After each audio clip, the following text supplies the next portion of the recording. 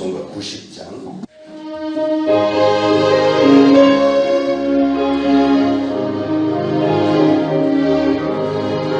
주의 수혜가 알기 전 날 먼저 사랑해 그 크신 사랑 나타나 내 영혼 거듭났네.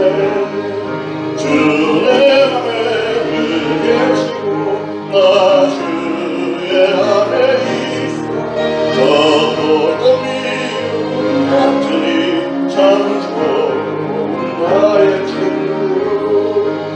내 친구 되신 예수님 날 구원하시려고 그 귀한 몸을 버리사 내 죄를 대속했네. 나 주님을 믿고 그 손을 의지하고 내 몸과 마음을 바쳐서 끝까지 충성하리. 내 진실하신 친구여 그를 내려주소. 날 항상 원하시고 내 방패 되옵소서. 그 풍성한 참 사랑에 믿음이 끄는 소냐. 날 구원하신 예수는 참 좋은 나의 친구. 1절 주 예수 내가 알기 전 날 먼저 사랑했네. 그 크신 사랑 나타나 내 영혼 거듭났네. 주의 맘에 계시고 나 주의 안에 있어. 전부를 미루고 왔더니 참 좋은 나의 친구. 시편 52편 우리 다 같이 1절부터 마지막 절 9절까지 한 목소리로 봉독하겠습니다. 포악한 자여 내가 어찌하여 악한 계획을 스스로 자랑하는가. 하나님의 인자하심은 항상 있도다. 내 혀가 심한 악을 꾀하여 날카로운 삭도같이 간사를 행하는도다. 내가 선보다 악을 사랑하며 의를 말함보다 거짓을 사랑하는도다. 간사한 혀여 너는 남을 해치는 모든 말을 좋아하는도다. 그런즉 하나님이 영원히 너를 멸하시며 너를 붙잡아 내 장막에서 뽑아내며 살아있는 땅에서 내 뿌리를 빼시리로다. 의인이 보고 두려워하며 또 그를 비웃어 말하기를 이 사람은 하나님을 자기 힘으로 삼지 아니하고 오직 자기 재물의 풍부함을 의지하며 자기의 악으로 스스로 든든하게 하던 자라 하리로다. 그러나 나는 하나님의 집에 있는 푸른 감람나무 같으며 하나님의 인자하심을 영원히 의지하리로다. 주께서 이를 행하였으므로 내가 영원히 주께 감사하고 주의 이름이 선하심으로 주의 성도 앞에서 내가 주의 이름을 사모하리이다. 아멘. 옛날 우리 조상들은 충성심과 절개를 소나무나 대나무에 많이 비유를 했죠. 그래서 옛날에 표현할 때 보면 송죽의 절개, 대쪽 같은 선비 뭐 이런 얘기를 많이 했습니다. 근데 이스라엘 사람들도 성경에 보면 그들의 신앙심을 나무에다가 종종 비유를 많이 했는데, 예를 들면 종려나무, 감람나무, 레바논의 백향목 뭐 이렇게 했고, 예수님은 포도나무에 비유를 또 하셨습니다. 오늘 본문에는 8절에 보니까 성도를 가리켜, 다윗을 가리켜 하나님의 집에 심긴 푸른 감람나무다. 다윗이 스스로를 가리켜 그렇게 표현을 했습니다. 하나님의 집에 심긴 푸른 감람나무다. 그 뜻을 생각을 해보면 기가 막히게 좋은 표현이라고 생각을 합니다. 나무마다 열매들이 있죠. 나무마다 열매들이 있듯이 사람들마다 행위의 열매가 있습니다. 사람의 인생을 돌아보면 그 인생이 맺어놓은 열매들이 있죠. 오늘 1절부터 7절까지는 악인들의 특성에 관해서 설명을 하고 있는데, 여기에 묘사된 악인의 이야기의 내력은 이렇습니다. 이 52장 시작하면서 그 점의 제목 부분에 다윗의 마스길, 인도자를 따라 부르는 노래, 에돔인 도액이 사울에게 이르러 다윗이 아히멜렉의 집에 왔다고 그에게 말하던 때에, 이렇게 돼 있는데, 이 사건은 사울 왕이 다윗을 미워해서 죽이려고 집요하게 쫓아다녔지 않습니까? 다윗은 사울의 손길을 피해서 이리저리 도망을 다니는데, 그렇게 피난 중에도 다윗은 여전히 하나님을 사랑했고요. 그래서 늘 성전을 사모했고, 다윗은 제사장들과 선지자들을 항상 가까이 했습니다. 근데 한 번은 다윗이 이렇게 피신을 다니다가 노비라는 땅에 살던 대제사장 아비멜렉의 집에 잠깐 들러서 떡을 먹고 힘을 좀 추스린 후에 전에 골리앗에게서 뺏었던 그 큰 칼, 골리앗의 그 큰 검을 그 제사장이 가지고 있었는데 그 칼을 받아서 떠났습니다. 다윗이 그걸 가지고 떠났습니다. 그런데 그 광경을 도액이라고 하는 에돔 사람이 그것을 목격을 했고 그래서 곧바로 쪼르륵 가서 사울 왕에게 고자질을 했습니다. 다윗이 아비멜렉의 집에 왔다가 대제사장 아비멜렉이 그 옛날 골리앗의 칼을 줍디다 이걸 고자질을 했습니다. 그랬더니 사울 왕이라는 사람이 시기 질투심이 엄청나게 많은 사람이잖아요. 당장에 달려가서 아비멜렉의 집 제사장 85명을 이 에돔 사람 도액의 손을 통해서 다 죽여버렸습니다. 주의 종들을 이 사울 왕이라는 사람이 이 제사장 85명을 이렇게 아주 처참하게 죽여버렸어요. 그래서 이 시편 52편은 바로 그 얘기를 듣고 다윗이 그 얘기를 듣고 도액이 아비멜렉을 죽이려고 사울 왕에게 가서 고자질했다는 얘기를 듣고 다윗이 쓴 시편입니다. 여기에 악인으로 묘사가 된 도액이라는 사람은 그러니까 어떤 열매를 맺었냐면 다른 사람을 모해하고 결국은 수많은 85명이나 되는 제사장을 죽도록 만든 악한 열매를 맺은 대표적인 사람이 바로 이 도액입니다. 그 반면에 다윗은 8절에 다시 보겠습니다. 8절에 그러나 나는 하나님의 집에 있는 푸른 감람나무 같으며 하나님의 인자하심을 영원히 의지하리로다. 자, 그러면 하나님의 집에 심긴 푸른 감람나무 같은 사람은 어떤 사람일까? 감람나무는 이스라엘에 흔히 볼 수 있는 나무인데 영어로는 올리브라고 합니다. 올리브. 여러분 올리브 아시잖아요. 이 올리브 나무, 감람나무는 아주 척박한 그 광야 같은 이스라엘 땅에서 아주 잘 자라고 올리브 감람나무는 이 열매로 기름을 짜서 쓰는데 그 기름은 식용으로도 쓰고 약용으로도 쓰고 화장품으로도 쓰고 등잔을 불을 붙이는 데도 쓰고 그런데 이 한 나무 한 그루에서 보통 75리터나 되는 기름을 짜낼 수 있다고 어마어마하잖아요. 그 건조한 땅에서 자라는 나무인데 그렇게 유용한 것들을 많이 만들어냅니다.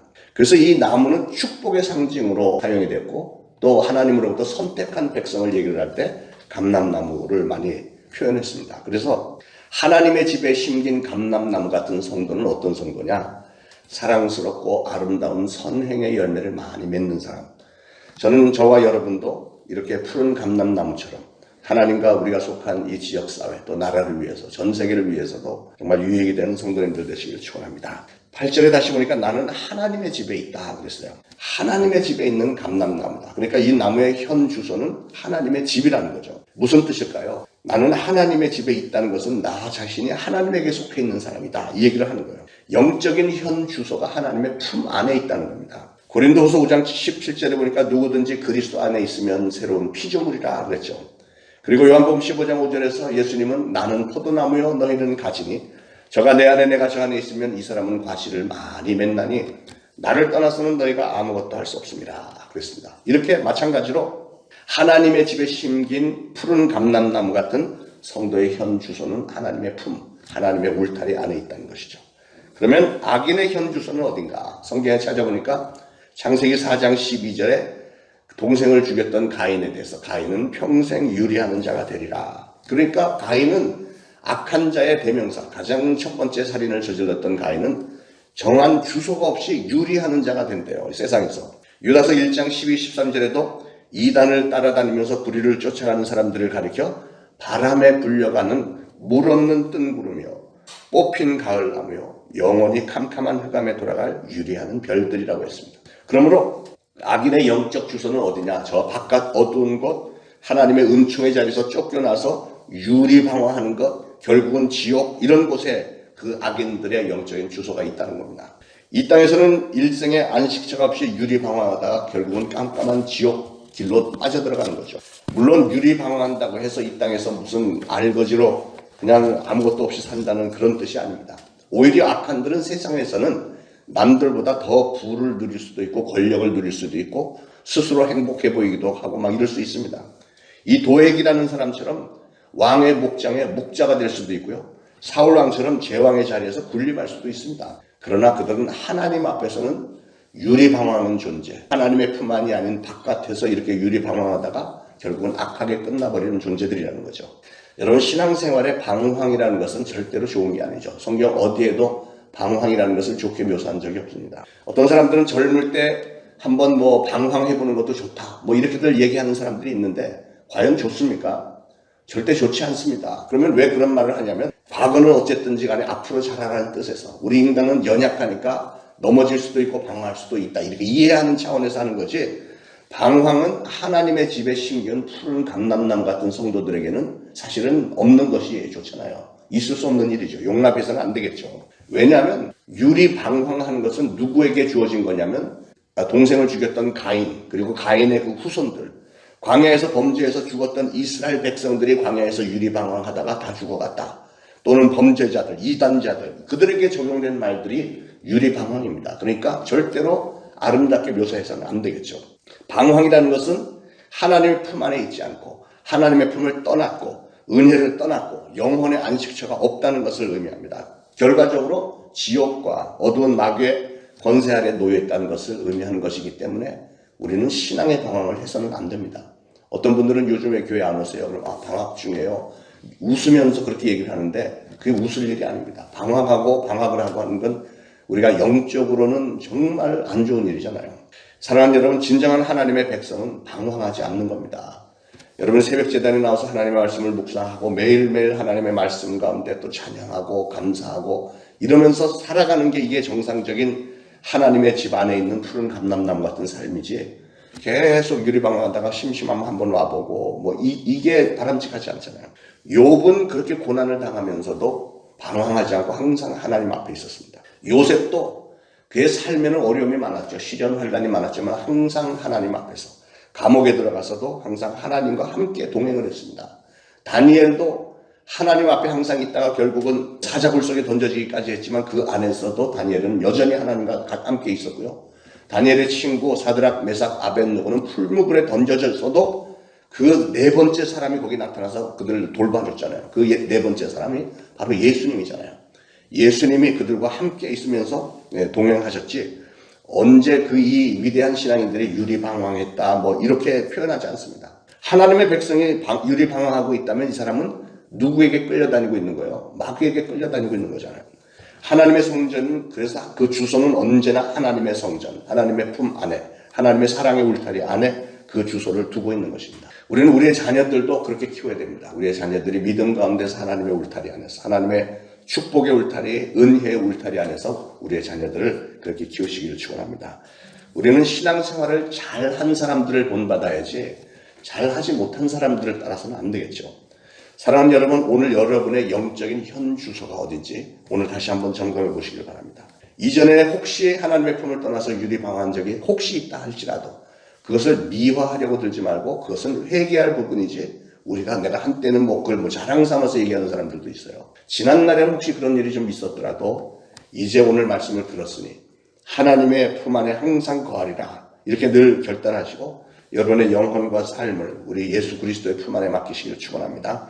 자, 두 번째로, 나는 하나님의 집에 있다는 말의 뜻 두 번째는 하나님의 사랑과 돌보심을 받고 있다는 의미입니다. 성경에 아무라도 감히 손대지 못하는 존재들, 이런 표현이 나오는데 시편 105편 15절에 보면 나의 기름 부은 자를 만지지 말며 나의 선지자를 상하지 말라 그랬죠. 하나님은 하나님께서 기름 부어 세워주신 선지자들, 하나님의 사역자들을 붙들어 주세요. 시편 116편 15절에 여호와께서 성도의 죽는 것을 귀중히 보시는도다. 하나님은 성도된 우리의 죽음에 대해서 너무 소중하게 안타깝게 이렇게 보신다는 것이죠. 그래서 하나님은 성도된 우리가 죽을 때 마귀가 우리의 영혼에 손을 대는 것을 내버려 두지 않으신다는 거예요.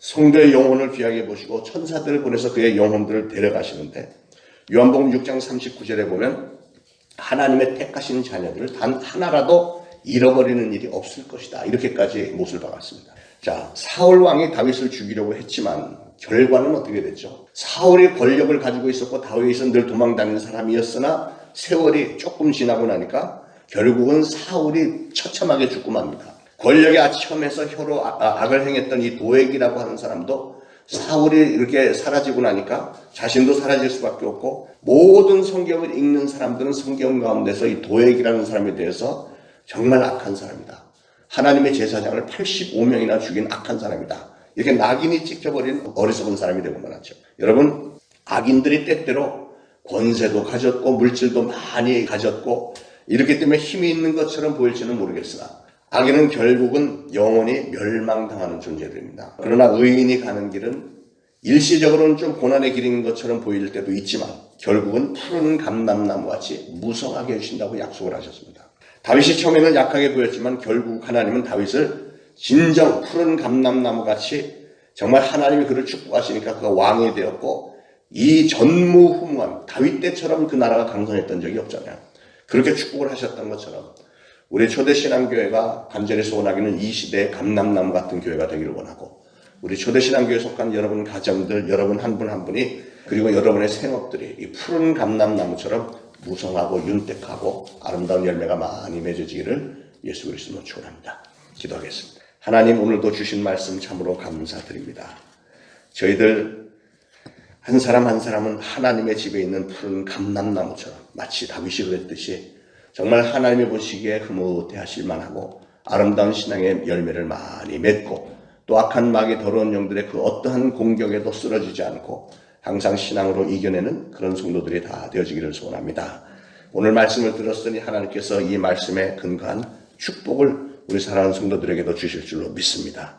한 사람 한 사람 마음에 나도 다윗처럼 푸른 감람나무같이 하나님의 집에 거하는 자가 되리라. 다시 한번 신앙의 결단을 하며 하나님의 축복을 받기에 합당한 성도들 되게 하시고 또 감람나무가 많은 열매를 맺고 많이 유용하게 쓰임을 받는 것처럼 저희들도 많은 열매를 맺고 하나님으로 또 유용하게 쓰임을 받는 성도들이 다 되시기를 소원하며 그러기에 또 우리 각 가정들마다 우리 자자손손 대대로 하나님의 집에 있는 푸른 감람나무들처럼 다 될 수 있도록 성령님께서 눈동자같이 지키시고 하나님의 손길이 우리 각 가정들 위에 강력하게 임하며 선한 길로 축복된 길로 저희를 인도하실 줄로 믿고 감사드리며 예수 그리스도 이름으로 기도합니다. 아멘.